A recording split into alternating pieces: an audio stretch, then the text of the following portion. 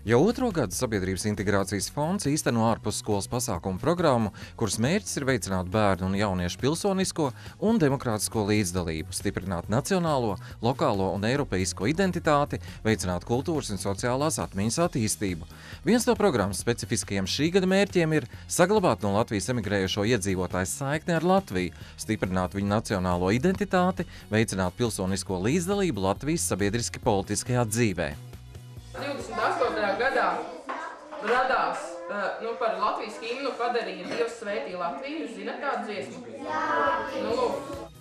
Viens no 5 programmas projektiem ir Latvija mūsu mājas, kuru īsteno biedrības Sprīdīšu draugi. Tāna bērni no Latvijas, Eiropas, Skandināvijas un pat Kanādas satikušies vienu vietu apneros, īstā lauku vidē. Liels notikums, jo mūsu nometnē sabrauca bērni no 12 valstīm un plus vēl, protams, Latvijas bērni. Pavisam bija 30 bērni no ārzemēm un 20 bērni no Latvijas. Šie bērni tiešām, es domāju, savā sirdī paturēja to un guva un nostiprināja to atziņu, ka viņu mājas ir Latvija. Bērni te sabrauc kopā, parādīja, ko kurš māka, iepazinās, atpūtās un ķērās arī pie zinību apguves. Bērnus no ūdens sauc ārā un iesim uz zinību nabiņu, ja? Man ir baigi krūtis čoms.